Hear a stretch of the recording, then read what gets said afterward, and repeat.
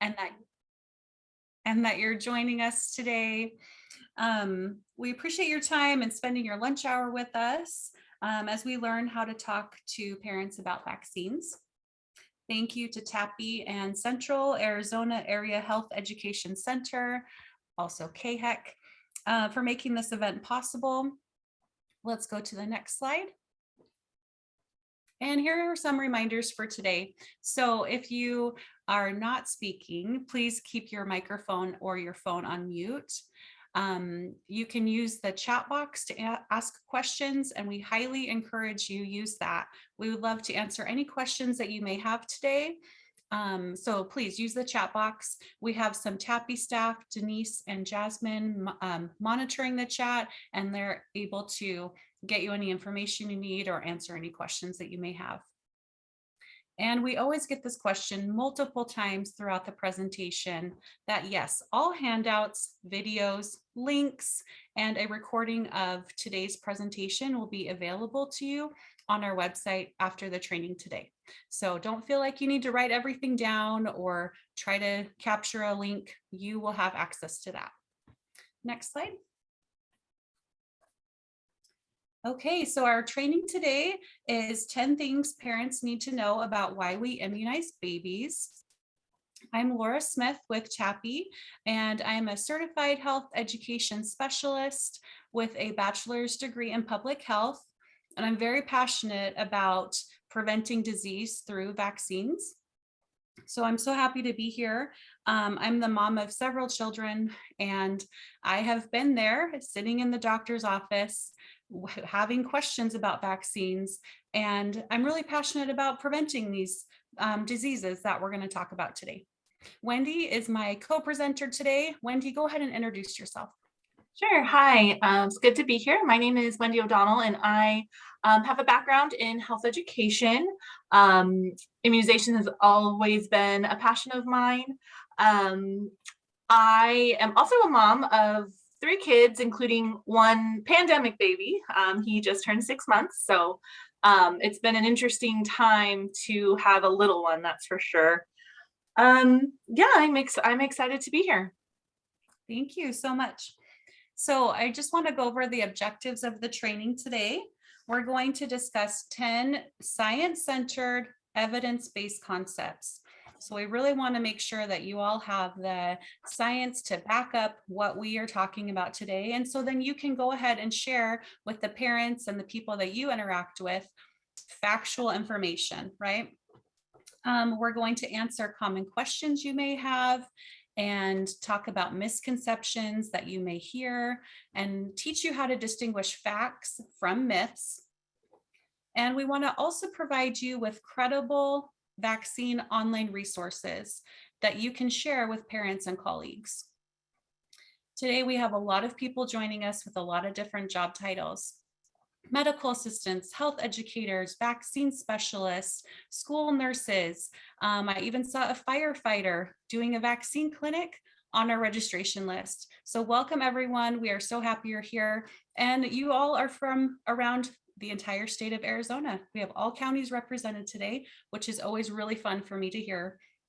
And we want you to feel that you can become knowledgeable about vaccine benefits, and it will help drive parents to make more informed decisions on their intent to vaccinate their children. We will also have some quizzes throughout the presentation and opportunities to win prizes. We love to give away prizes at TAPI. And so please use the chat box to chat in your answers and things like that. Next slide. We're going to watch a quick video about what we have learned about vaccines from the past. And we've used this video even from before the pandemic started. And it's interesting to see how a lot of it is even more relevant now, now that we're living in the time of COVID. So let's go ahead and watch this, and then we'll talk about it right after. I want to tell you about a time in American history so that it never repeats itself. So it never repeats itself. It was a harrowing time. A heart-wrenching time. I could hear my mother warn me, "Seal, don't go out and play. My family was ravaged. Thousands and thousands died. I was scared. So scared. And then one day, Then one day, And then one day, there was hope. Before vaccines, there were few ways to help protect against deadly illnesses. Diseases like measles, Meningitis. diphtheria, Hib, whooping cough, or polio, which killed my grandma's youngest son. Without vaccines, these threats can reemerge. I'm here. I'm here. I'm here to tell my children to help protect their children. Get your kids vaccinated and keep them on schedule. I never want my grandchildren to see what I saw.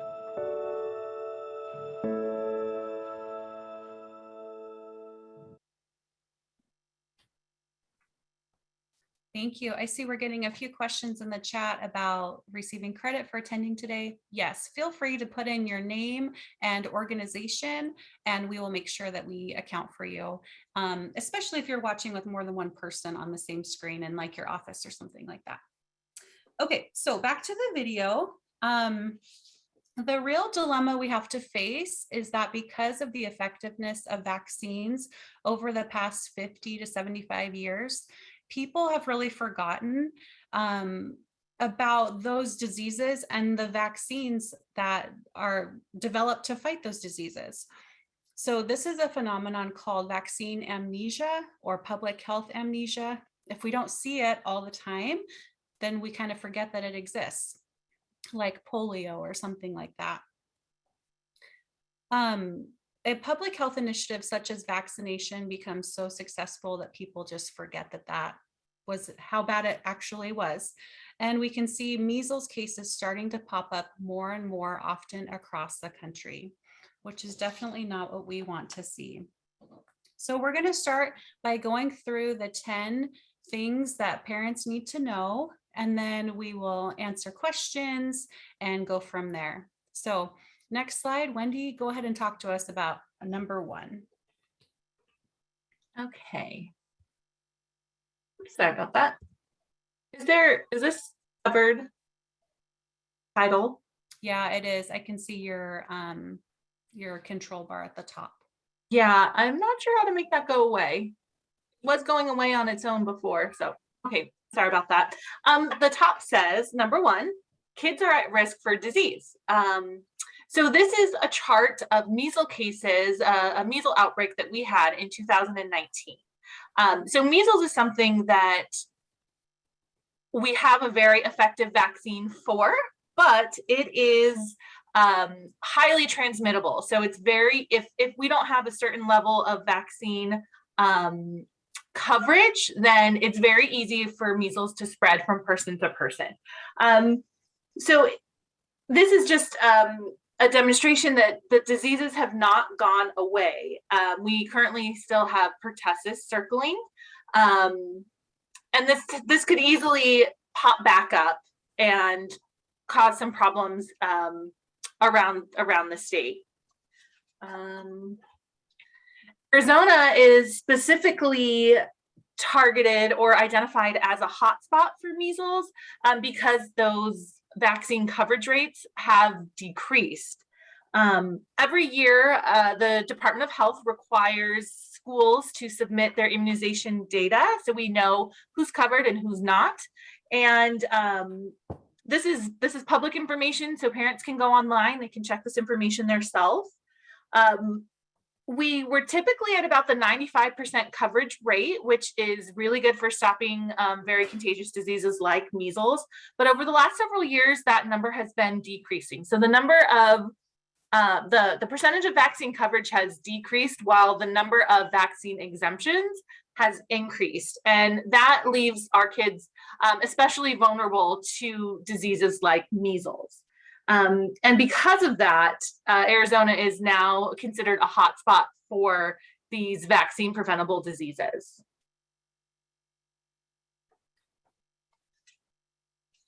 Okay, number 2, vaccine preventable diseases still exist. The data shows that diseases still exist and are circulating. However, I could argue that if you've never experienced some of these diseases, you may fall into the trap of believing that they no longer exist or will never touch you personally, right? This video that we're going to watch is really hard to watch because it's a little baby who has pertussis and is struggling to breathe. And this baby is too young to be immunized. And so she caught it from somebody else. And so we're going to talk about how we can prevent this from happening in the future. So let's go ahead and watch the video. And it's about 2 minutes long. So just hang in there. It's hard to listen to. Okay,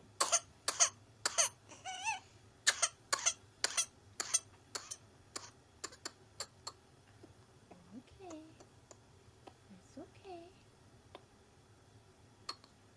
Okay, take a breath in, honey.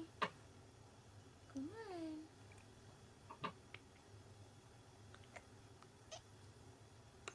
Almost there. There we go. Oh my, it's okay.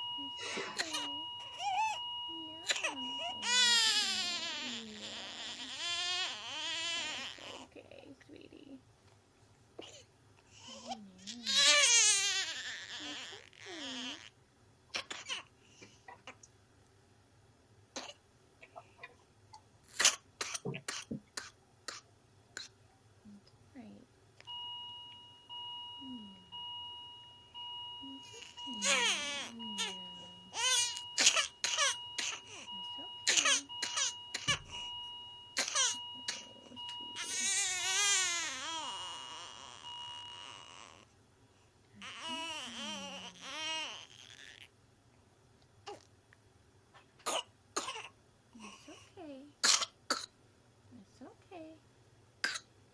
Yeah. It's okay.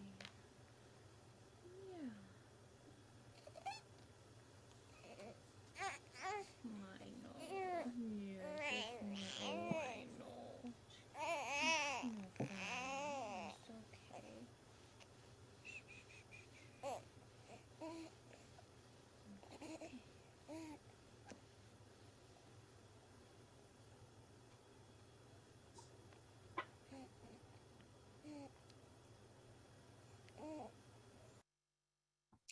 That video is so hard to watch. I have a 10-month-old baby. Wendy has a 6-month-old baby, and it is just terrible to see that baby struggle to breathe. So hopefully it made an impact on you that this is a vaccine preventable disease. And this is why we all get vaccinated, to protect our most vulnerable around us. Next slide. So number 3 is outbreaks are preventable when parents make the decision to vaccinate. So as I mentioned before, that 95% vaccine coverage level, when we immunize at 95% of the population against a vaccine preventable disease, we can prevent an outbreak from happening. So we create this layer of protection. So if 95% of the population is vaccinated, the vaccine preventable disease has nobody to go to. So if I am sick, for instance, and everybody around me is vaccinated, it has no way to spread to them to then spread to another person who maybe is not vaccinated or cannot be vaccinated. It really stops the spread of the disease in a community. And we refer to this as herd immunity or community immunity. So we create that protection for babies who are too young to be vaccinated. You know, there's certain ages where you get certain vaccines. We know that now with the COVID vaccine. Luckily now the 5 to 11 age group is able to be vaccinated, but we still want to make sure that we're protecting the younger kids by making sure that everyone who can get vaccinated is vaccinated. It also helps protect not only those too young to get the vaccine, but those who have a compromised immune system, who may not be able to get the vaccine themselves, and who, if they were exposed to disease, could have even more dire consequences than, just getting sick for a little bit. It could have a much bigger effect on them. So in keeping up this herd immunity, this 95% of the population, we're protecting the most vulnerable in our community and making sure that everybody is doing their part to have a healthy community. Okay. Wendy, if you stop share and then start again, can we see if that black bar will go away? You know what it is? I believe it's when people chat, because it didn't pop up until there was something in the chat box. So let's try it again. Share screen. Just because we're missing the title. Yeah, the titles. I know. Sound. Okay, let's see if it goes away. I'm still seeing it. I think I can move it. Oh, yeah. I can move it to the bottom, but that doesn't really get rid of it. You can move it to the bottom. Yeah. Does that? I mean, is that? Oh, you know what? It's there's go on that again. It says leave. More. It says hide floating controls. Hide up one. Right there. See if that works. Okay. Okay. Yeah. Okay, that should go away. And that black bar in the middle should go away in just a second. Okay. Yeah. Perfect. Perfect. Thank you. Okay, so number 4, vaccines work. We want to make sure that you have the hard evidence that vaccines work.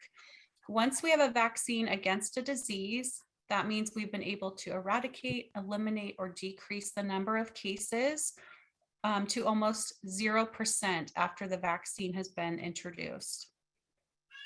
Vaccines are researched, monitored, and followed in the community, tested and updated. We all know this as you've been following the COVID vaccine process, that they are thoroughly researched, monitored, updated. They go through all the different steps to get approved. The vaccines we use today are not the same ones that were originally developed.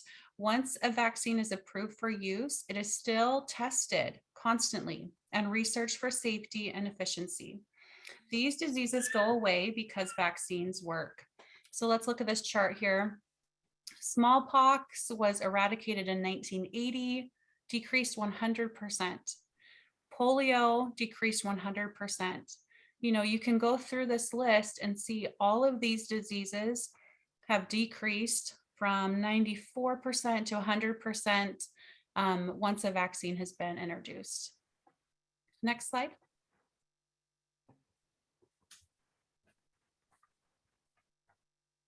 There we go.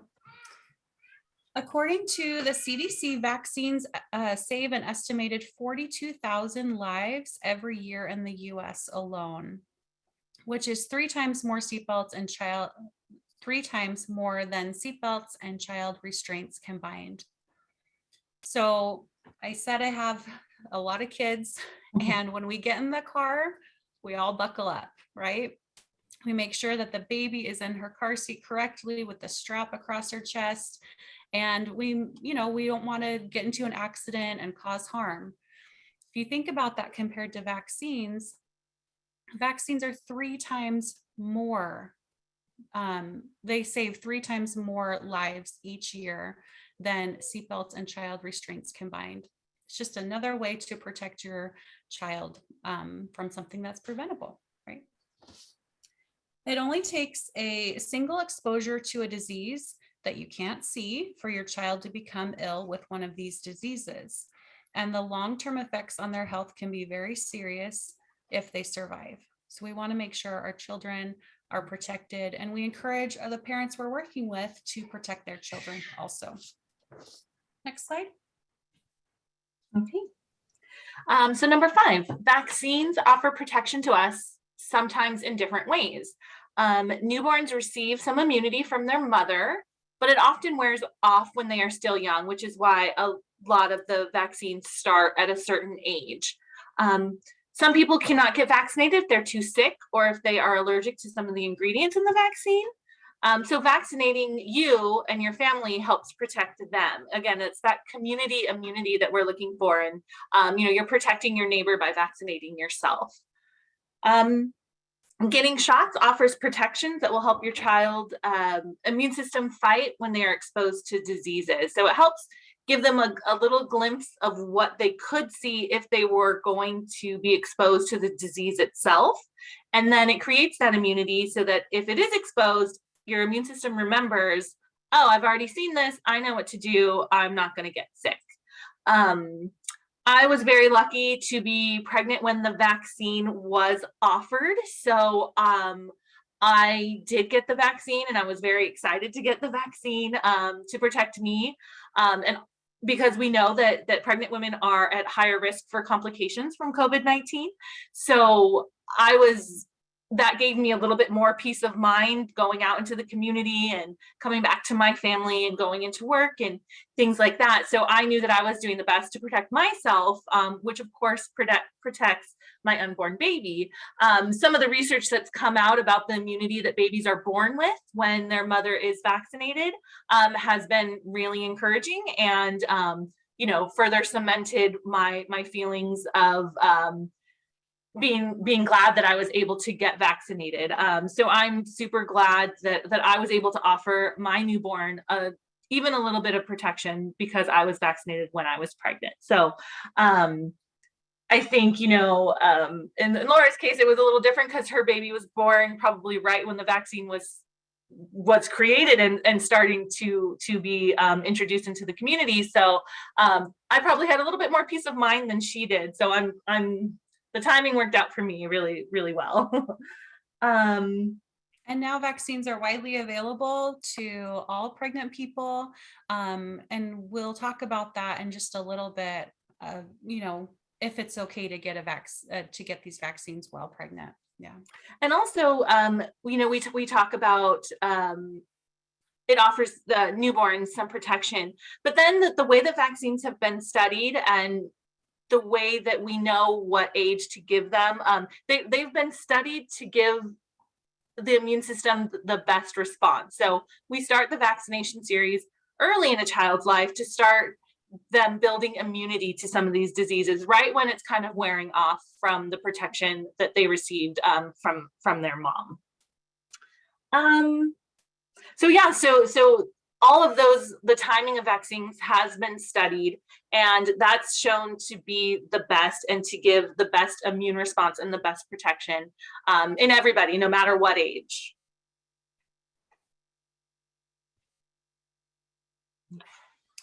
Okay, vaccine antibodies act as personal ninjas to protect from the actual disease.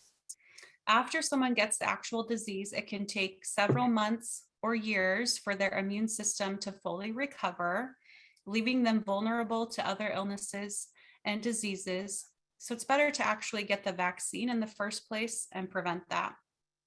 The vaccine tells your body that it needs to equip itself against this disease before you ever are exposed to it.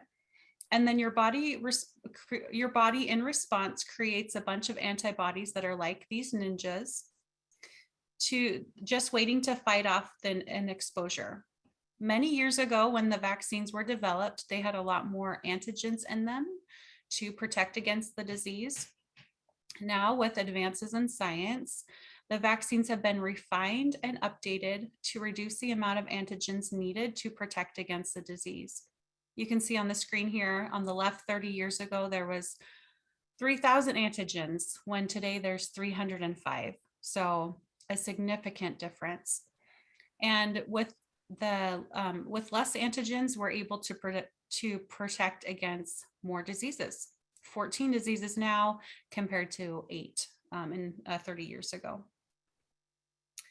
All of that research on safety and efficiency makes it possible for the vaccine developers to make sure they're getting better and better results all the time. Next slide. So we have our quiz. You want to introduce it, Wendy? Sure. I talked a little bit about this, so I might have given you some hints, but what vaccine is recommended during pregnancy? So A is pertussis, which is the DTaP vaccine, which pertussis is whooping cough, if that's a little bit more familiar to you. B is the flu vaccine. C is COVID. And then D is flu and COVID, or E, all of the above. So Getting lots of questions, lots of responses. So many people know the answer. Let's see if we get anyone else wanting to chat it in before we tell you.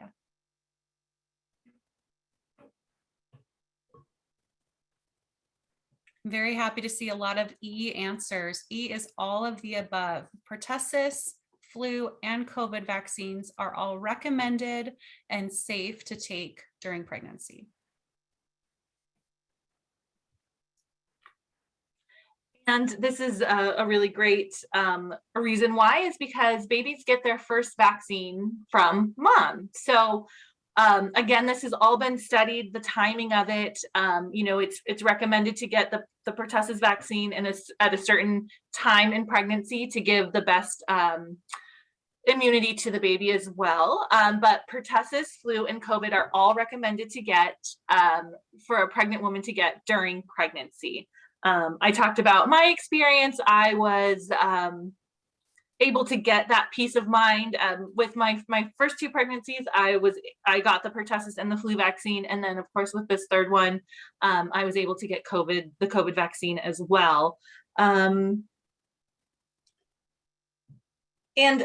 another thing, so all in addition to the pregnant mom getting the vaccine, it's also important that the family is protected. So, you know, I had my husband, of course, get the COVID vaccine as soon as he was able to as well, so that he would help protect me and our baby. And then also the flu shot and pertussis. With my first pregnancy, everybody, grandparents, aunts, uncles, everybody that was going to be seeing my new baby, I made sure got the pertussis vaccine, and she was born in January. So, of course, the flu vaccine as well. So again, it's just really giving you tools to create a healthy environment for that new baby to come into, so that you're not exposing them to something that could be potentially very dangerous. Of course, it's important to talk to your OBGYN to discuss timing, as I mentioned, and any concerns that you have. There's a lot of myths out there about, you know, about the COVID vaccine during pregnancy. Your OBGYN should be your first person to ask about that. They will give you the best information and the best guidance. And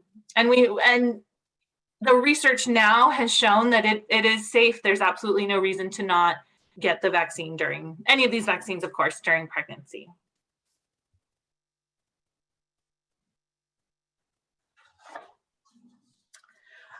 Flu, we talk about this every year. Your best defense against the flu is the flu shot.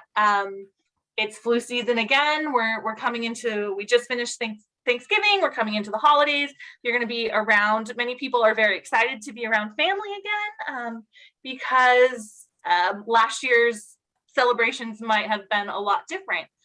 We want to make sure that everybody is protected. So make sure that you're getting the flu shot before you are going into those types of settings where you're going to be around grandparents or new babies. Again, it's just a way to protect everyone that you're going to be around.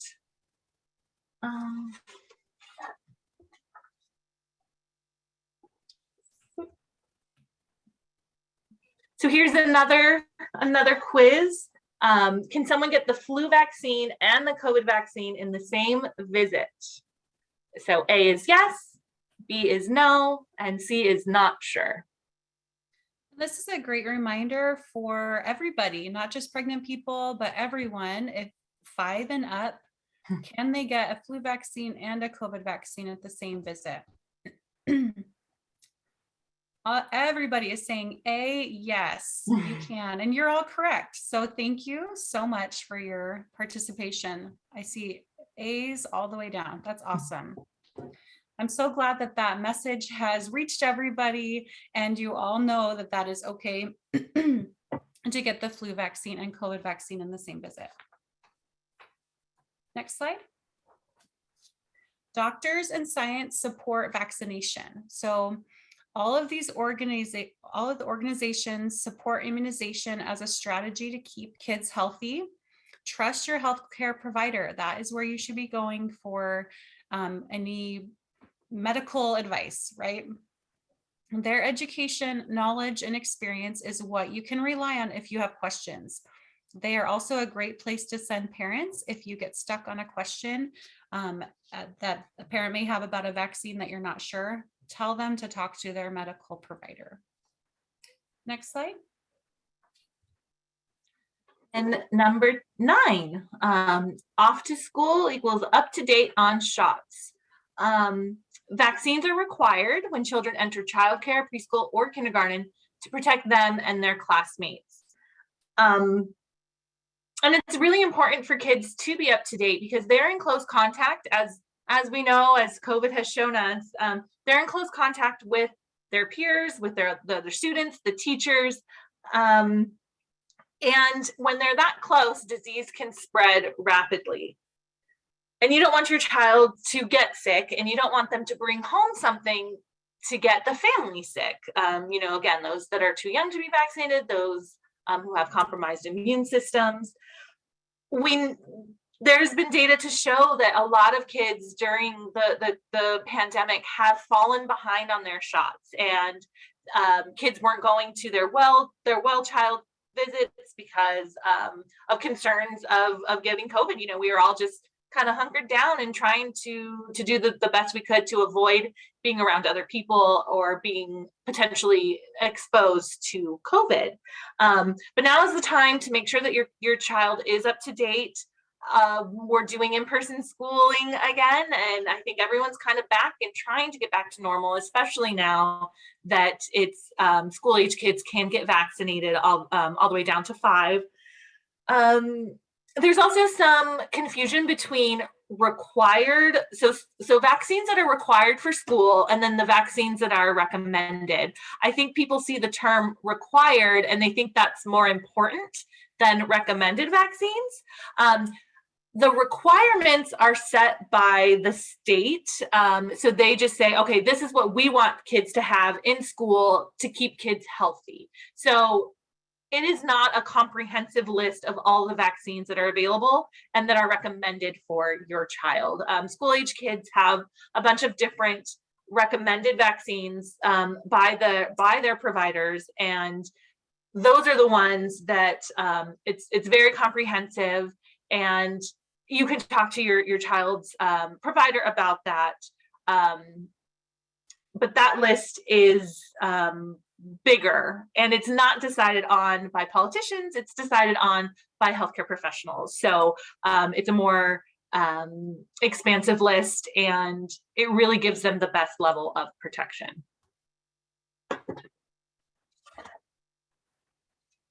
We talk a lot about baby shots, but the same recommendations for vaccines continue throughout your life. We recommend following the CDC schedule for immunizations. These schedules are updated with new and improved vaccines as they come out. They've now been updated with the COVID-19 vaccine recommendations. So you can go to the CDC website and review the recommendations for yourself. They even have a printable vaccine schedule that's easy to read for your reference. On our TAPI website, we also have printable flyers. You can order some flyers that have the vaccine schedule if you would like some to pass out to your patients or parents. That is an option. Next slide. This is a great video that talks about why vaccines work. It's a little bit technical, but it really gives you some great understanding of how the process of making a vaccine and why they work happens. So think about any questions that you may have about vaccines, put them in the chat box. If you have heard from different parents or patients, vaccine questions you're not sure how to answer, put those in the chat box as we watch this video. So it's about 7 minutes. So sit back, relax, and enjoy watching this video. I worked on it for a whole year. I so enjoyed So sorry about this ad. It should be over. Sorry. There we go. Aren't you glad you don't have scurvy?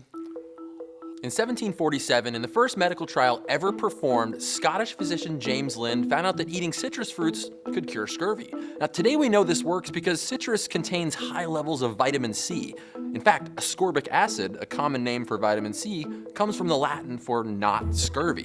By issuing rations of lemon juice to sailors, the British Navy was able to pretty much eliminate the disease until the late 1800s, when polar explorers suddenly began to see scurvy again.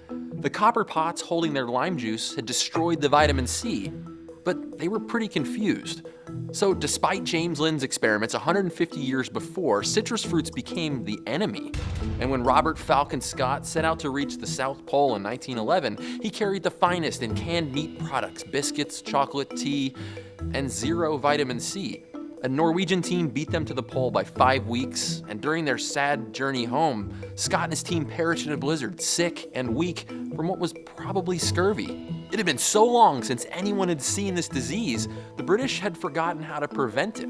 When we create such effective solutions, we can forget how serious the problems were. Thankfully, people today don't die of scurvy or polio. Since the introduction of Jonas Salk's polio vaccine in 1955, the disease has been nearly eradicated from the earth. The thing to remember is that this is a continuous process.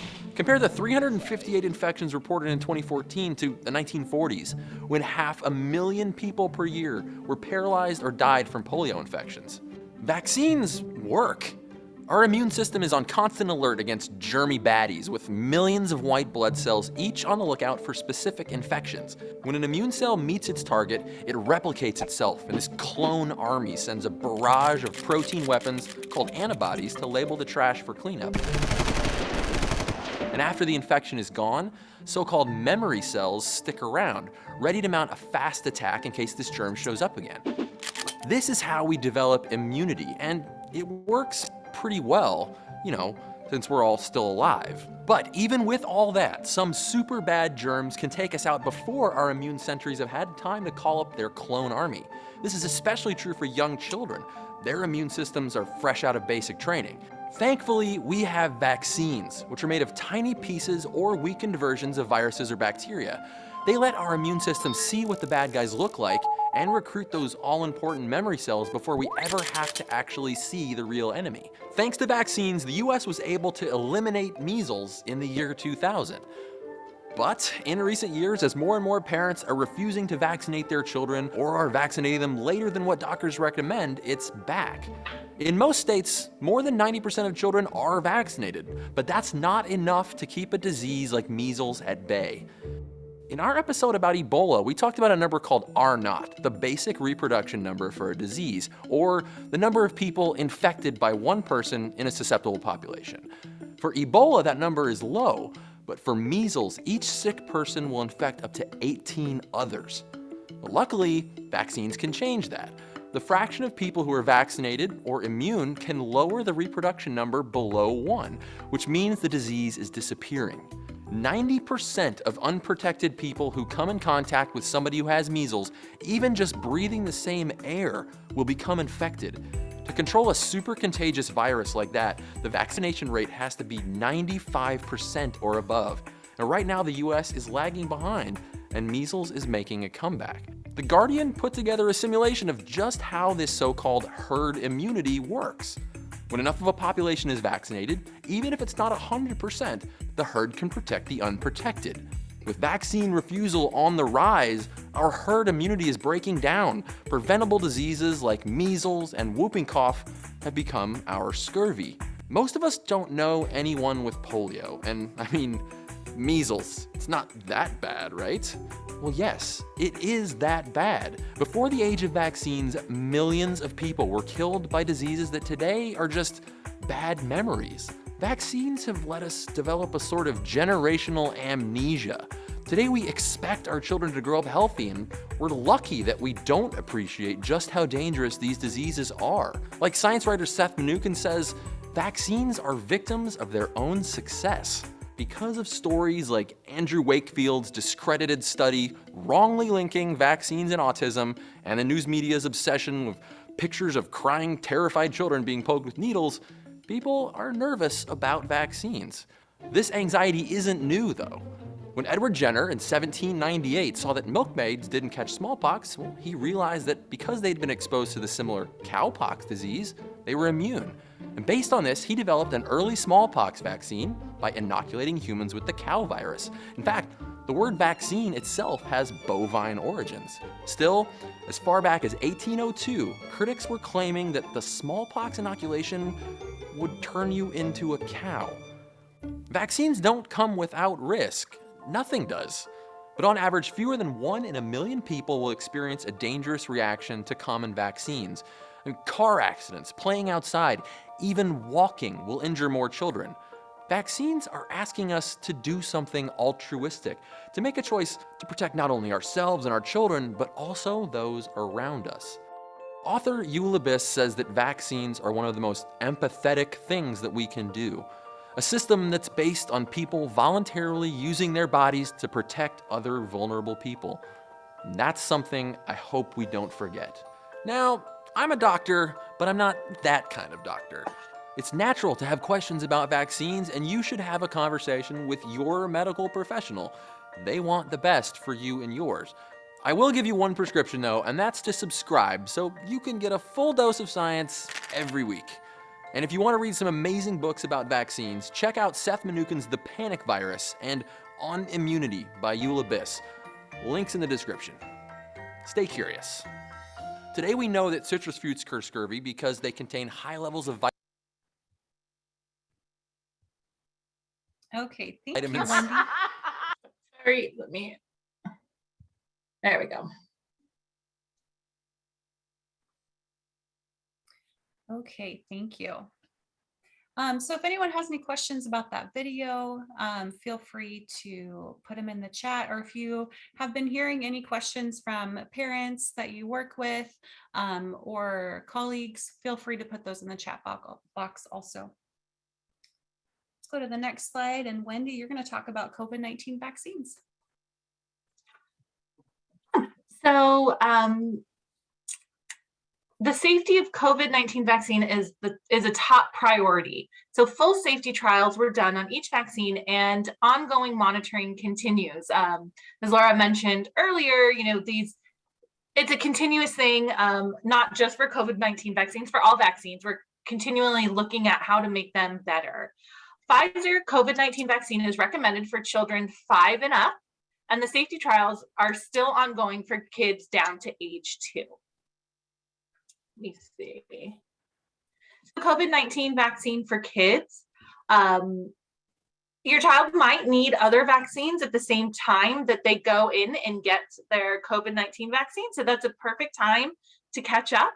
You can definitely ask your healthcare provider to check and make sure that your child is up to date. Vaccinated kids protect other kids in their classroom, their friends, and their family. And another benefit of vaccinating kids is that they will no longer have to quarantine after they have been exposed to COVID-19 at school. So you won't have to figure out, okay, what do I do with my work schedule? How do I make this work? Now my kid is at home, and even if they're not sick, they're kind of miserable because they're just stuck at home. So having that COVID-19 vaccine will allow them to continue to be part of school, continue to be part of the activities that they love, to continue to see their friends. My daughter was vaccinated with the first one a few weeks ago. She's in first grade. She is a notorious vaccine. She freaks out. I had to, it takes a few people to get her, it's very sad, but restrained to get her. The flu shot was a miserable experience for everyone. She's starting to get, though, that she does it to help protect her baby brother and her little sister and everybody in the community. So I was reminding her yesterday, she got the first COVID-19 vaccine, and she was really nervous. She goes, "Mom, I'm scared, but I'm brave. I can do it." And I said, "I know you can." She was really, really sweet. Last night I said, "Oh, we have to go get your second vaccine on Saturday," expecting her to be like a little fearful, a little hesitant. She was like, "I know, Mom." So I was like, "Okay, all right, you got it, man." That's so cute. Yeah, I don't have to convince her anymore. She knows how important it is. So I'm very proud of her, and I'm very happy that we finally have the opportunity to get the kids that are in school vaccinated. So now I'm not as nervous when she comes home from school and plays with her little brother and sister. So that is something that is widely available. I'm sure we talk about where to get the vaccine. I know we have a ton of resources to help families get to the places that are providing vaccines for kids. So this COVID-19 vaccine just really allows our kids to live a life that they were living before COVID was a thing. Going to birthday parties, having friends over, playing sports, doing all of the things that they love, hoping library programs come back. That's something that my 3-year-old has not, my 6-year-old got to do it all the time. Grandma used to take her, and they had so much fun, and she met her earliest friends there. And my 3-year-old has not been able to do that, and I think she's missing out. So, this is really just going to give us the opportunity to get back to normal and back to a healthy social life that kids really just thrive on. So earlier in the pandemic, my 5th grader, he was exposed to COVID in his classroom, and the whole classroom had to quarantine for 10 days. He was not sick. He did not get any symptoms. He was bouncing off the walls at home and so crazy. And I was saying, like, he doesn't have any symptoms. Can he come back? Like, what's going on? And the nurse was like, no, he can't. Fast forward to this year, my 8th grader, he was, I have received many exposures to COVID from school, email exposures, but I did get a nurse call, and she said, the child sitting next to your son has tested positive. Your son has been exposed. I see here he is vaccinated. He does not need to quarantine, just monitor him. And thankfully he did not develop COVID from that exposure. So I feel so grateful that my kids have been able to get their COVID vaccines. And again, too, we talk about our little ones at home, Laura, and it just that's what we're scared about, is them coming home and exposing the babies. And now that he's vaccinated and he's protected, he can help protect the baby, which I think is a really it's a concept that my 6-year-old is now starting to understand, and I think it's really interesting to watch that kind of click in her brain. Whereas of course, even a year ago, that was harder for her to understand, but she gets it and she wants to do her part. She wants to do it, which I think is really sweet. What we've seen too is that younger children may experience fewer side effects from the vaccine than adolescents or young adults.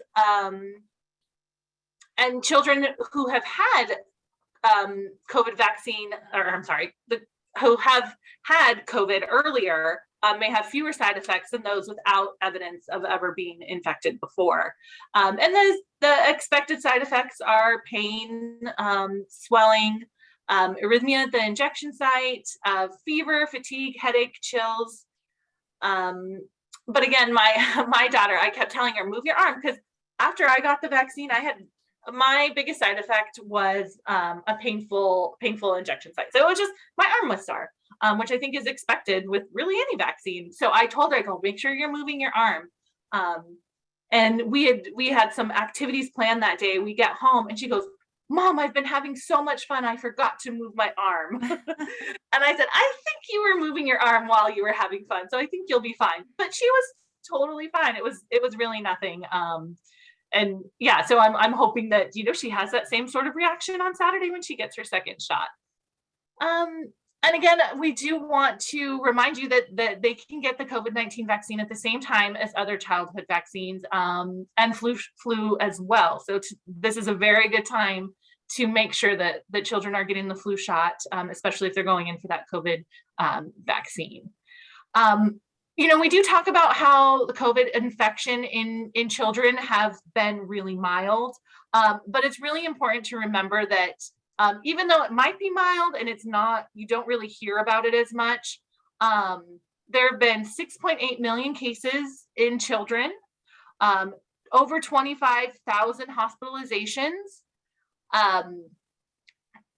over 5,500 miss-C cases, and from that 48 deaths, and almost 1,000 deaths in children since the start of the pandemic. So that's not nothing.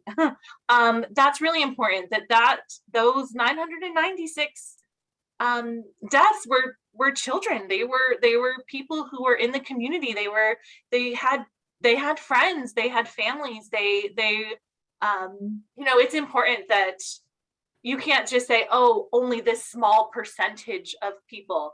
If it can be prevented, don't you want to prevent it?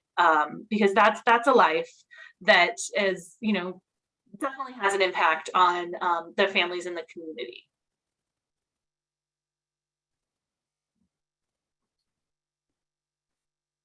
Okay, so here's we're going to go through a few questions you may have heard about getting the COVID-19 vaccine specifically.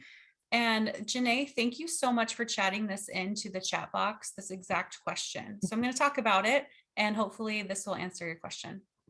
Is it safe for my child to get the COVID-19 vaccine given the stories about myocarditis? So you may have heard this before, it's been in the news. Is that really safe? And the short answer is yes, it is safe. And here's why. The risk of myocarditis or pericarditis after getting the COVID-19 vaccine is lower than the risk of getting myocarditis from COVID itself. So there's a much smaller risk of getting myocarditis from the vaccine than getting myocarditis from COVID itself, the disease or the virus. Myocarditis and or pericarditis have occurred rarely in some people following COVID vaccines. Typically, you'll see it within the first few days. That's about 2.5 cases per 1 million people. The observed risk is highest in males 12 to 29 years of age. So I have my 2 older sons are 13 and 14. This was happening. We started hearing about this before they got their COVID vaccine.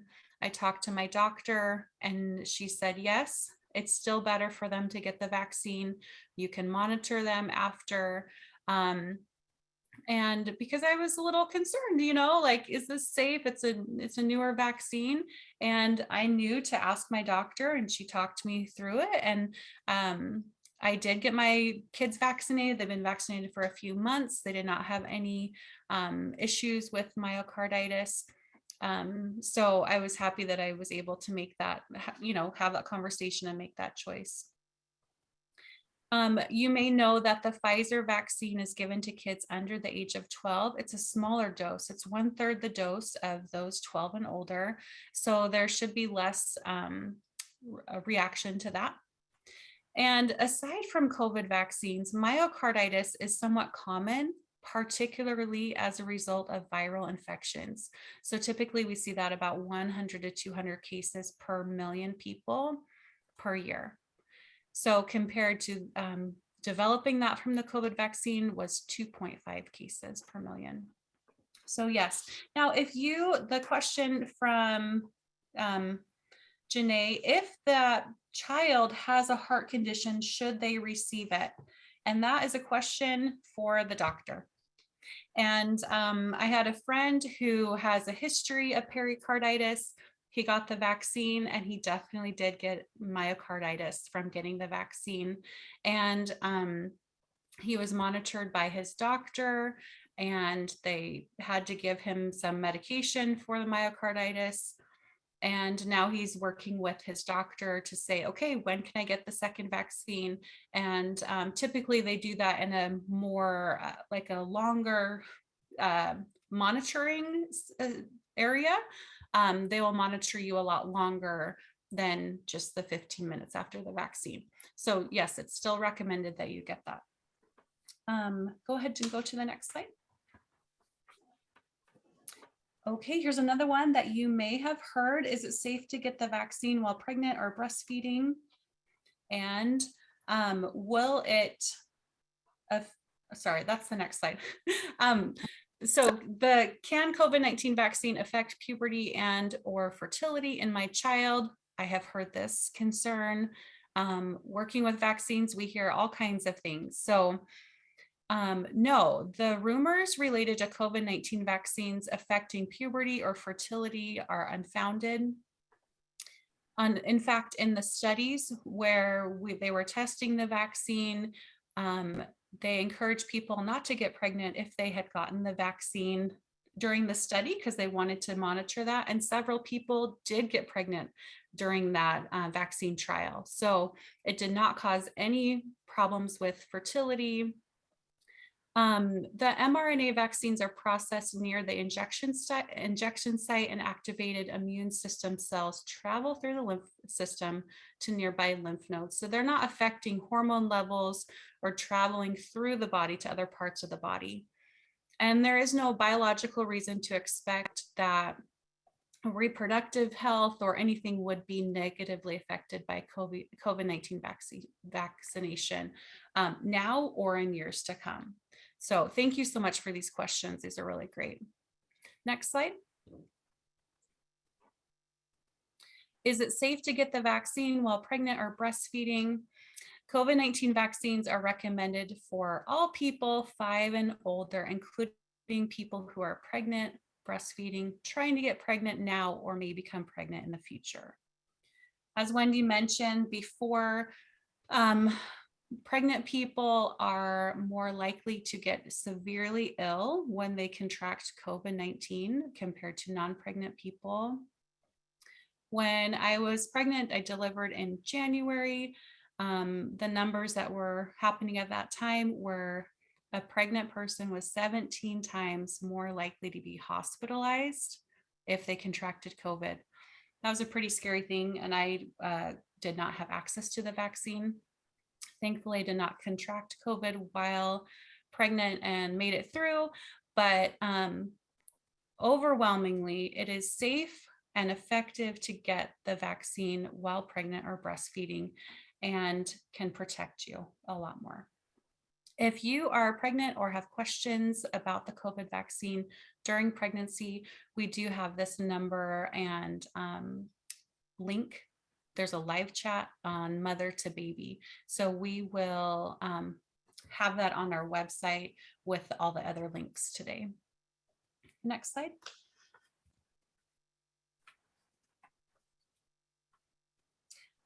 So most of you attending today work with parents of young children or patients that have young children. It's really important that you yourself get the COVID-19 vaccine and protect the people around you, including all of your patients and parents.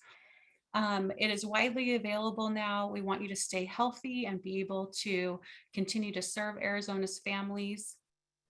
If you need a location, I'm going to ask Jasmine to put in to the chat box the link to our COVID-19 vaccine finder. It's a really cool resource where you type in your address and it shows you all the locations nearby that you can find a COVID vaccine. And if you would like a COVID-19 vaccine button, this orange one on the screen, we have those free on our website also. Next slide. Excuse me. And just a reminder, once you are fully vaccinated against COVID-19, you can safely participate in many activities. This resource is great because it shows what activities are safest based on your immunization level. This is available on our website also. Next slide.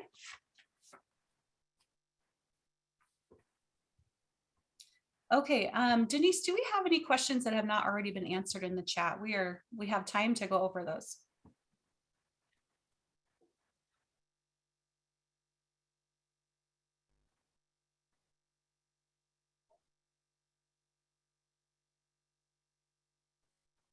Okay, yes, we'll get to that. Vaccine ingredients. Okay. So if you do have any questions, please put them in the chat. We would love to go over them today. Let's think about we have a few different scenarios that you may encounter or you may hear about, and we want to make sure that you have the tools needed to answer the questions that you're getting. Excuse me. So as we go through these, just think about how you would talk to parents or encourage them to vaccinate. Because remember, you're the professional and they respect your opinion. So we want to make sure that you have the resources that you need. Next slide.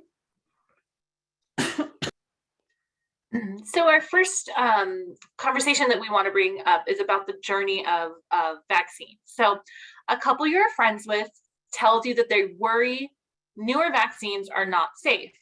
They worry that the pharmaceutical companies make vaccines without testing them before they are given to kids and adults. I think this is a very common question that we hear right now because people think that the COVID vaccine was rushed. But what resources do you have available to help them with their concerns? So think about how you would approach that. These are just some bullet points that you can have as a way to respond to that. Before a new vaccine is ever given to people, extensive lab testing is done, and that can take several years. Once testing in people begins, it can take several more years before clinical studies are complete and the vaccine is licensed. The FDA sets rules for 3 phases of clinical trials to ensure the safety of volunteers, and researchers test vaccines with adults first. The FDA and CDC closely monitor vaccine safety after the public begins using the vaccine. And the purpose is to monitor, to watch for adverse events, which are side effects. Monitoring a vaccine after it is licensed helps ensure that possible risks associated with the vaccine are identified. We're going to watch this quick video on the journey of vaccines.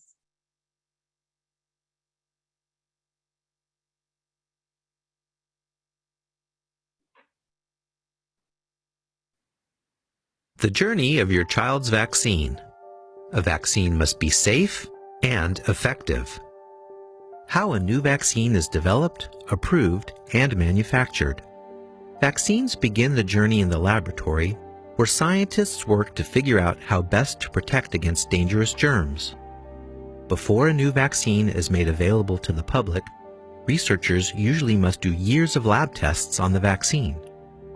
If lab results look promising and the vaccine appears to be both safe and effective, volunteers will be enrolled to get the vaccines in a series of carefully monitored clinical trials.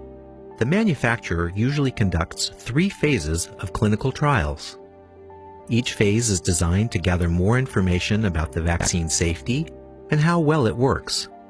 These trials can take years to complete. During phase 1, about 20 to 100 healthy adults get the vaccine.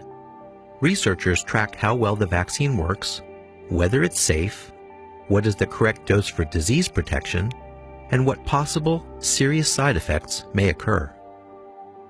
In phase 2, hundreds of volunteers participate. This is when experts learn more about the possible short-term side effects and how the volunteers' immune systems are responding. Phase 3 trials are the most informative, with results from hundreds or even thousands of volunteers. In these trials, vaccinated volunteers are compared with volunteers who receive another vaccine or no vaccine. These results give researchers a better idea of how well the vaccine works and if there are possible side effects they should expect. The Food and Drug Administration, or FDA, along with the Vaccines and Related Biological Products Advisory Committee, review all of the data the researchers have gathered throughout the trials and decide whether or not to license the vaccine. Once licensed, vaccines are made in batches called lots.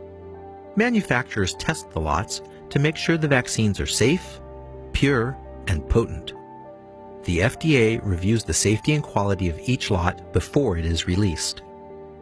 The FDA inspects manufacturing facilities on a regular basis to ensure quality and safety.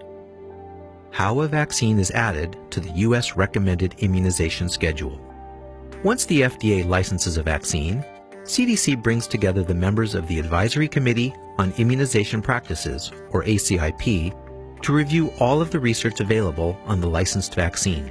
The members of the ACIP include world-renowned vaccine and disease experts from groups like the American Academy of Pediatrics and the American Academy of Family Physicians, CDC, and other government agencies. These experts look at how well the vaccine works and whether it's safe when given to different age groups. They also weigh the seriousness of the disease the vaccine prevents and figure out how many children would get sick if they did not get vaccinated. The experts then decide if they should recommend that vaccine be added to the U.S. recommended immunization schedule. If the CDC approves the experts' recommendations, the vaccine officially becomes part of the schedule, and soon it will be available at your healthcare provider's office. How a vaccine's safety continues to be monitored. Once children start getting the vaccine, the FDA and CDC continue to watch for possible side effects. Reactions that happen after a vaccination get reported to the Vaccine Adverse Events Reporting System, or VAERS. Anyone can submit a report to VAERS, including parents, caregivers, patients, doctors, and nurses. However, the reactions that are reported may or may not be caused by the vaccines. They may require further investigation. Researchers at FDA and CDC analyze the VAERS reports and look for any trends that may be happening. FDA and CDC also use other vaccine safety systems. The Vaccine Safety Data Link, or VSD, and the Post-Licensure Rapid Immunization Safety Monitoring System, or PRISM, actively monitor new vaccines to obtain additional information about their safety. VSD has access to healthcare information for over 24 million people. PRISM can analyze healthcare information from over 190 million people. CDC also uses the Clinical Immunization Safety Assessment Project, or CISA, to study vaccine safety. CISA is a collaboration between CDC and 7 medical research centers. CISA vaccine safety experts conduct individual case reviews and clinical research studies about vaccine safety. Recommendations for using the vaccine may change if the vaccine's risks are found to be greater than its benefits. The end goal is always the same: to safely and effectively protect children, families, and communities against potentially serious diseases. For more information, please visit cdc.gov/vaccines or cdc.gov/vaccine-safety or fda.gov/CBER. So I think that's just a really great video. It's kind of, it just shows the complexities that go into the pathway of development to getting that vaccine in your arm. So there's kind of a lot of information in that, and if you need to go back and rewatch it, it's definitely a good idea. Let me see. I think one of the questions that we get is, you know, if this is how long it takes a vaccine to be developed, how was the COVID-19 vaccine created so quickly? And that is really, it's a totally different case than all of these other vaccines, in the fact that everybody was working together to solve this problem. So the technology was already there. The type of vaccine that it is was already started to be created. So they didn't start from scratch, but then everybody kind of came to the table and said, how do we do this quickly and effectively and make sure that we are protecting the population? So everybody worked together. There was no competition. There was also a lot of disease circulating, so it was easier to get people to test the vaccine to see how effective it was at preventing that transmission. So there's a lot more information on that we can definitely provide for you if this is a question that you are hearing a lot, and this is a resource that you would like to help address that question. Thank you. So we got a question earlier about vaccine ingredients and if they are safe. So I'm going to ask you to stop sharing, and I have a video about that also and some resources. Okay.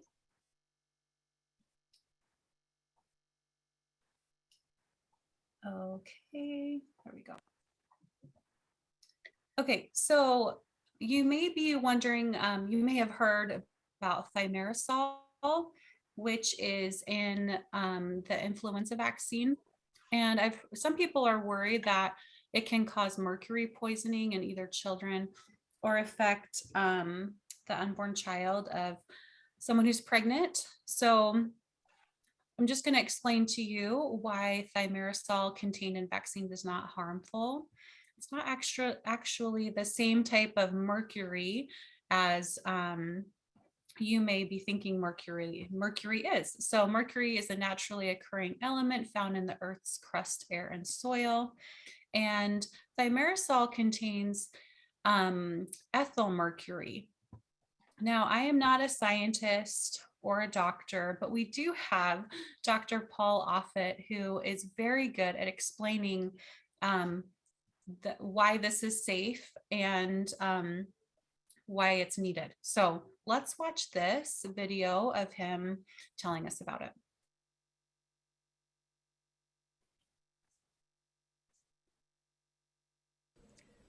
Hi, my name is Paul Offit. I'm talking to you today from the Vaccine Education Center here at the Children's Hospital of Philadelphia.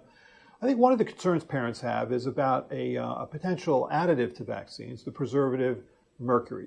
Is mercury in vaccines? And the answer to that question is that mercury is in some multi-dose preparations of the influenza vaccine. The form of mercury is called ethyl mercury, and the name of that product is called thimerosal. Now, one could reasonably be concerned about this, knowing that mercury, certainly at high concentrations, can be toxic to the brain and so-called the central nervous system. But in order to understand, I think, why it is that the mercury that was contained or is contained in some multi-dose preparations of the flu vaccine isn't harmful, I think we need to step back and try and understand mercury in our environment. Mercury is in the Earth's crust. It has been ever since the formation of the Earth. It's in an inorganic form through things like volcanoes and rock erosions. That inorganic mercury comes to the surface of the Earth, where it in soil or on the surface of the seas, it is taken up by bacteria and methylated. So it goes from inorganic mercury to methyl mercury. That methyl mercury is now organic mercury. It has the capacity to cross cell membranes and do harm.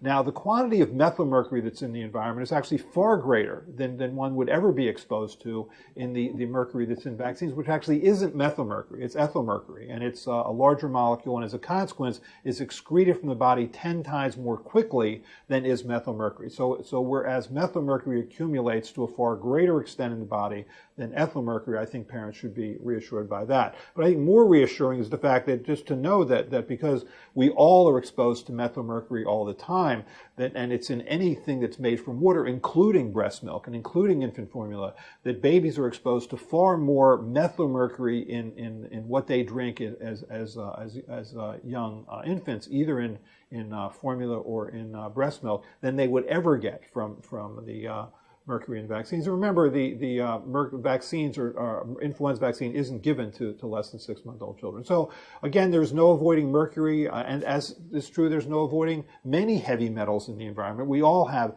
cadmium, thallium, beryllium, even arsenic in our body, but it's at quantities far below that would ever do harm.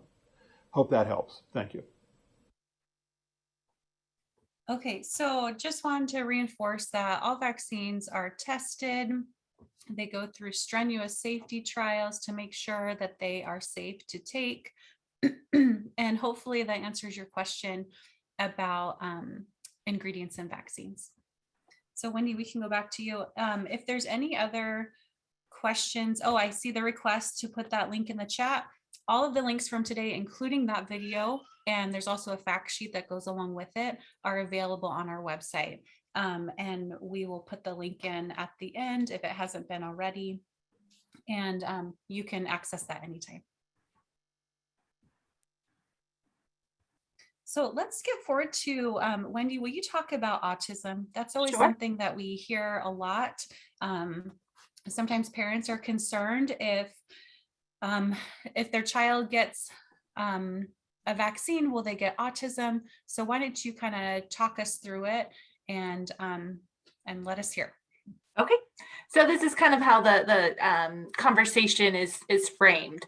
A mom of a 13-month-old toddler is sharing in her mom's group that her baby is not the same as she was before her MMR shot. She's worried that the shot caused harm and wants to warn others about vaccines and autism. So here are some resources that we have available to help with that. Autism usually becomes apparent around the same age that MMR is given. So babies are starting to be a little bit more vocal, a little bit more independent. So they're starting to become that. They're developmentally around the same time that they get that MMR vaccine. So they get that MMR vaccine at 12 months. But what we know correlation does not equal causation. So just because it happens at the same time doesn't mean that that is what caused it. There's lots of research being done on autism, and we know that it probably has multiple components, including genetics, which are not affected by vaccines. And again, they're given it at the time when babies are changing quickly. So every day, if you've had a baby, you know every day is a new day. They're learning, they're growing, their personality is changing basically day to day. So it feels like your toddler is unrecognizable from one day to the next.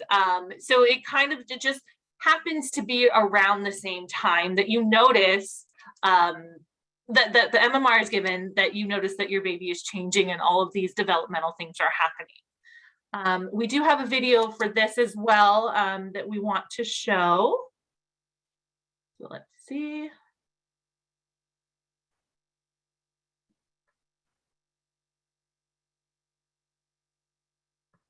And here we go.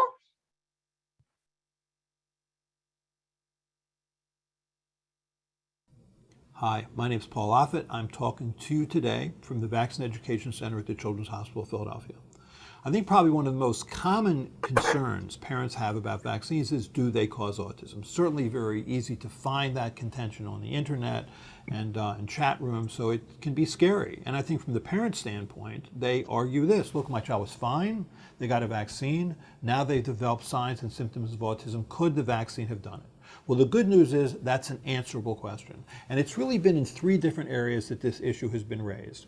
One is the concern that the combination of measles, mumps, rubella, or MMR vaccine caused autism. The second is the notion that there was an ethyl mercury containing preservative that was in a number of vaccines. Now it's only in some multi-dose vials of influenza vaccine called thimerosal. And then the third sort of concern is that children are just getting too many vaccines too soon, that that's somehow weakening or overwhelming or perturbing their immune system. Well, these are studyable questions. You can answer this question. So, for example, in the case of measles, mumps, and rubella, there now have been 18 studies done in 7 different countries on 3 different continents involving hundreds of thousands of children who either did or didn't get the MMR vaccine, making sure that those two groups are otherwise similar with regard to their healthcare seeking behavior, their socioeconomic background, their medical background. And again and again and again, those studies all found the same thing, that the MMR vaccine did not cause autism, and that's been true also for these other 2 concerns. The good news is I think most parents get this. I think most parents believe these studies because a recent study by the Autism Science Foundation found that about 85% of parents of children with autism now are comfortable that vaccines weren't the cause. Thank you.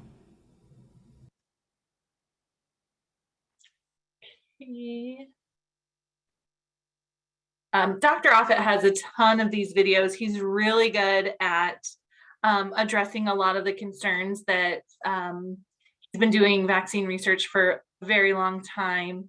And I know that we're going to share some of those videos with you, but I'm sure you can find more to any question that you have.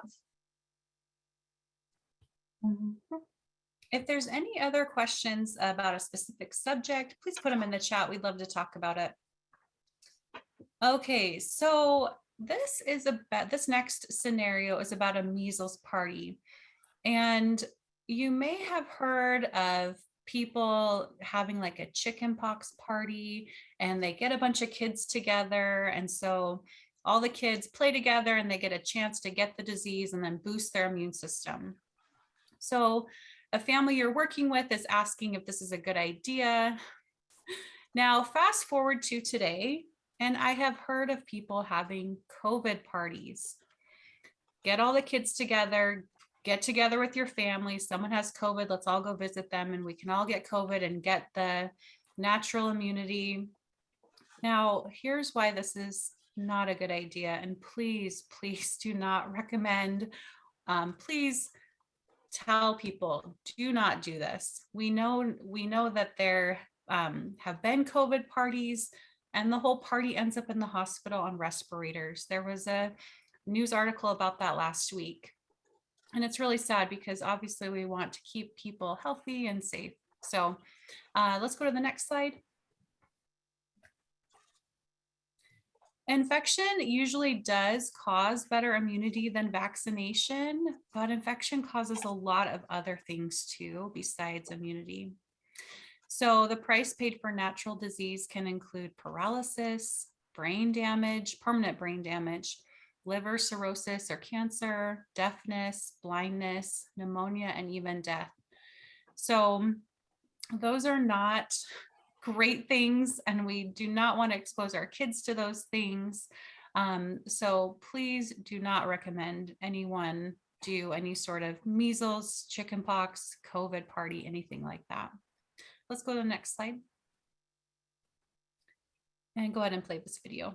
Is natural infection better than vaccination? This is something I have heard a lot, and I'm sure most of you have also.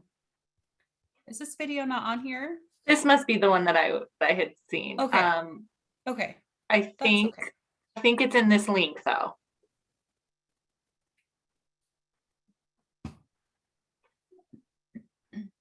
There we go. Okay, thanks.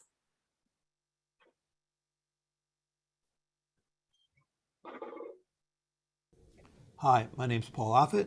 I'm talking to you today from the Vaccine Education Center at the Children's Hospital of Philadelphia.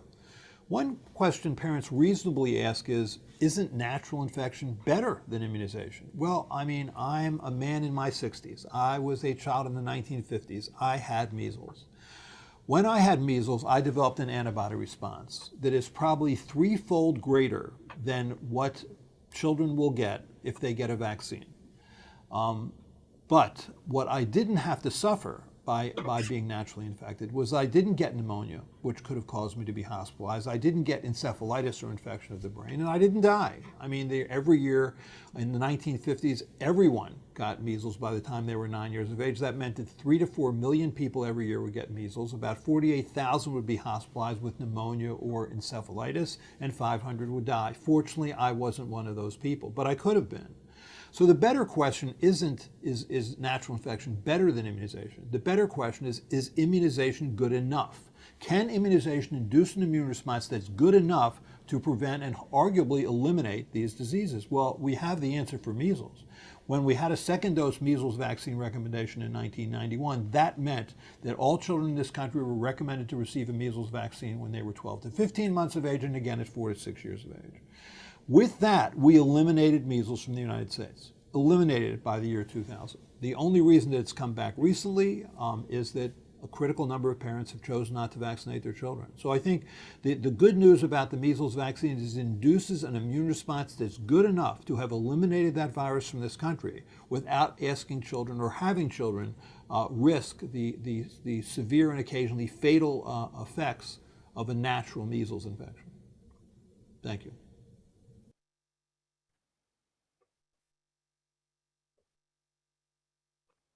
So hopefully that answers your questions about that. The next few slides are just about finding reliable resources. So know where you can go to find reliable sources. If you feel like putting in the chat where you usually find good vaccine resources, feel free to do that. We have on our website several different things, but you need to make sure that you are finding news information from reliable sources, and it's not just some myth kind of floating around. This handout, which is available on our website, it lists all kinds of different apps, books, websites that you can use that are trusted sources. So that is available on our website. Let's go to the next slide.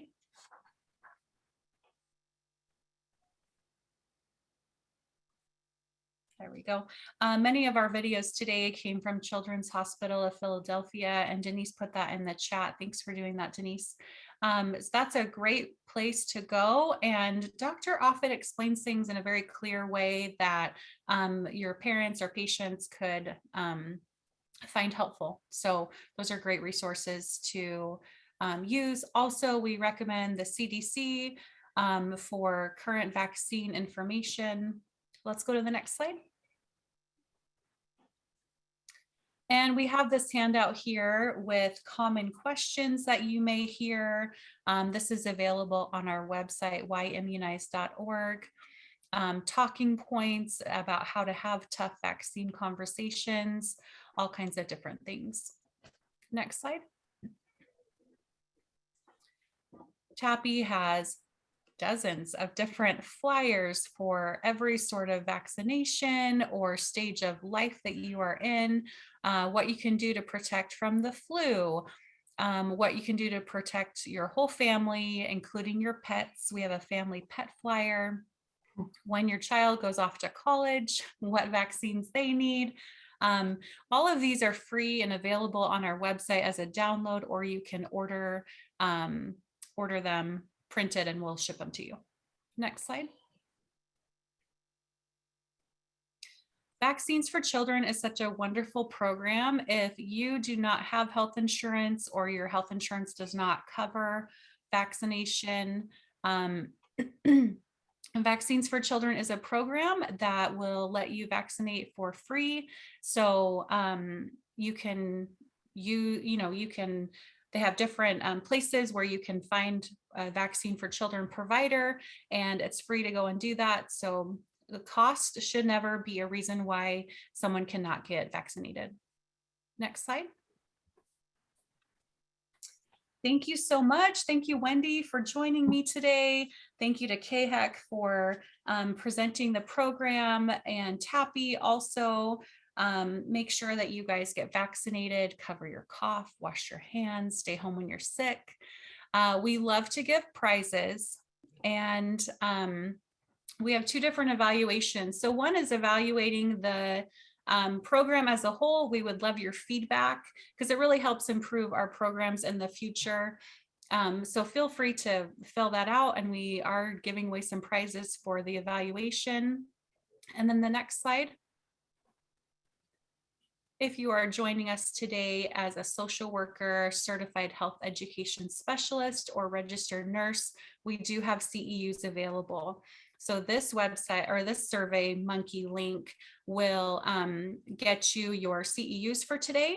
You can also use this if you need a certificate of participation for today. So if your employment workplace requires that, we would love to give you a certificate of participation, even if you aren't in any of these other professions. So thank you so much. If you guys have any questions, please let me know. And that's it for today. Thank you so much for joining us. We do have 2 minutes left. If you have any additional questions, I would highly recommend that if you have your COVID vaccine and flu shot this year, contact us to get one of those flu shot buttons. It's a great way to let your patients and parents know that you're vaccinated. They can be safe talking to you, and you can give them reliable information. So thank you so much. Just going to look through the chat, make sure we're not missing any questions. Tappy does offer this training quarterly. So if any of your coworkers or other people that you work with would like to attend, please let me know. And we would love to have them next time, which would be in about March. So we get the certification. Let's post that link again. I think Jasmine has that link. If you are a registered nurse, certified health education specialist, or social worker, the CEs are available for that.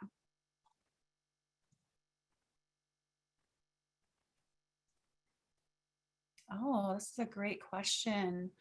The health departments of some Latin American countries have health crusades and vaccine promoters where nurses, health field students, and volunteers go from home to home and vaccinate kids who are missing shots. Has ADHS ever thought of implementing that type of program? Have you ever heard anything about that, Wendy? No, I do know that a lot of times, so the actual vaccination is done by the counties. You know, that's something that is fulfilled by the county health departments. And I know, as somebody who went to a very rural school when I was growing up, we had the county come out to our school and do vaccination clinics that way, so that the kids out there who maybe couldn't, didn't have access to go into town, which was 45, an hour and 15 minutes from where we were to any, big city. They would have the nurses come out and do that there. So I know that still continues. So, it's similar-ish, definitely not the same as going door to door. But I love that idea. I'm not sure of the logistics. Yeah, and I think you're right that it is through the county. I do know that some counties have community health workers and promotores, and they do go door to door, and they may or may not have vaccine on them available, but they do have the information needed to tell you where you can get your vaccine. And they do several clinics and schools and community centers and all of that. So our TAPI vaccine finder can help you figure out where the closest place to get a vaccine is. I know Jasmine posted that earlier. It's a really great resource, and it covers all of Arizona. So not just Maricopa County or Pima County, it's all across Arizona. So it's a great resource to use for parents or friends, family, that live across the state. Okay, it looks like we are out of time for today. Thank you so much. I hope you learned something, fill out those evaluations, and there will be prize drawing for that too. And I will be mailing out those prizes to the people who won today. So thank you so much. Have a great day.